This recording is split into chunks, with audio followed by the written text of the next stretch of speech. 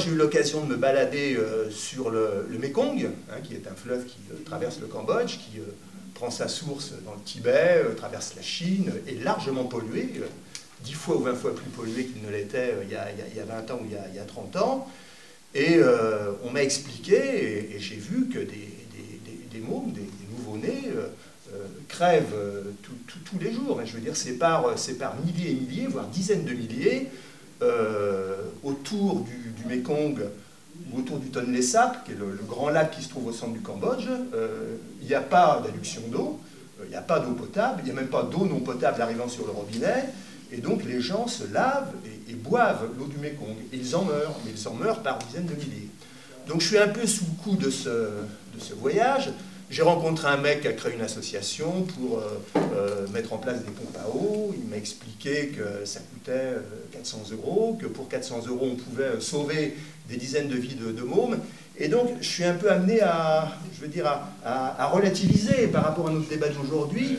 Est-ce qu'il est possible que dans le cadre de la gestion publique, 1% ou 2%, je veux dire, de ce qui rentre dans les caisses de la gestion de l'eau potable, est-ce qu'on ne peut pas poser la question, effectivement, d'une coopération internationale permettant de donner à ces pays où il n'y a pas d'État, où il n'y a plus rien, quelques moyens donc permettant de régler un peu la question de l'eau potable et de l'accès à l'eau potable. 30 000 personnes qui, chaque jour, meurent, hein, par les maladies hydriques.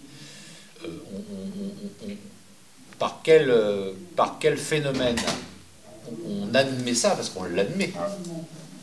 On s'y résigne, ou voilà. Et puis quand il y en a un qui va au Cambodge... Moi je m'y résigne moins depuis quelques jours. Bien sûr, ben oui, mais quand, voilà, quand on voit, et on se dit... Et puis tu as dit justement des chiffres qui relativisent tout ça. Ils n'ont pas d'eau.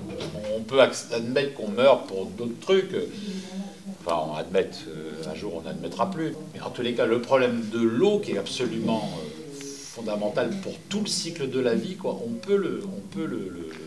on se réunit depuis des décennies, je dis on se réunit, tous les gens qui s'occupent de l'eau, les gouvernements se réunissent régulièrement, tous les 3 ans, tous les 4 ans. Et puis, dans la déclaration finale, évidemment, ils disent qu'ils vont faire quelque chose. Et ils se fixent un objectif.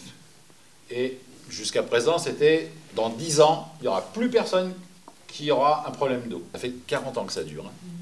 Et puis la dernière fois qu'ils se sont réunis, ils n'avaient pas l'air très fins parce que ça n'avait pas bougé d'un pouce. Alors ils se sont dit, non, dans 10 ans, il y a la moitié de ceux qui n'ont pas l'eau qui l'auront. Mais les rendez-vous arrivent là. Et tous les démographes disent qu'en 2050, il y aura plus de gens qui n'auront pas accès à l'eau qu'il y en a aujourd'hui. Donc ces gens-là, ils ont échoué. Donc bon, il est temps de prendre la relève. Sur ce que Jacques disait en termes de corruption, collusion et lobby, hein, entre les multinationales de l'eau, donc Suez et Veolia, et des dirigeants, pas les dirigeants, des dirigeants de services publics de l'eau, hein, de syndicats intercommunaux de l'eau. On parlait du CEDIF tout à l'heure. À la tête du CEDIF, c'est voisin, il n'est pas très loin, hein, André Santini.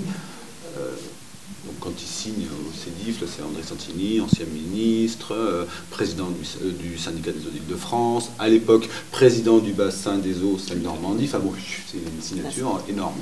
Il y a eu un épisode révélateur de la collusion qui existe entre cet homme-là, le syndicat des eaux qu'il dirige, le syndicat des eaux d'Île-de-France, et Veolia au cours donc, de la mobilisation qui a eu lieu entre 2008 et 2009. Il y a eu un fait, mais alors vraiment significatif. Il a été de multiples reprises interpellé par les usagers, la population, des élus, et à un moment donné, il a répondu, ou il a adressé par courrier une lettre à tous les maires, je crois, hein, du CEDIF, pour leur expliquer les bienfaits de la délégation privée, etc. L'entête du courrier était un entête de Veolia, et non pas du CEDIF. Il écrivait en tant que président du CEDIF. L'entête du courrier était un entête Veolia, Eau, Île-de-France. Comment on peut... Non mais... Eu des réactions, c'est passé inaperçu. Non, non, c'est pas passé inaperçu. Non, non, c'est pas passé inaperçu, bien non. Enfin, c'est quand même révélateur la collusion qu'il peut y avoir entre Veolia et le CEDIF en l'occurrence. Ce qui est aussi révélateur de la collusion qu'il y a entre le CEDIF et Veolia, mais ailleurs, ça doit probablement se poser dans les mêmes termes. Le premier, deuxième ou troisième maire adjoint de Santigny à Issy-les-Moulineaux est un des directeurs généraux de Veolia. Un des directeurs généraux de Veolia. Un des hauts administrateurs du CEDIF. Quand les va-et-vient sont aussi fréquents, quand les intérêts et les passages de poste, de tel poste à tel autre poste, sont aussi fréquents entre une municipalité et une grande entreprise de l'eau, entre un syndicat intercommunal de gestion de l'eau et la même entreprise, on a plus que des doutes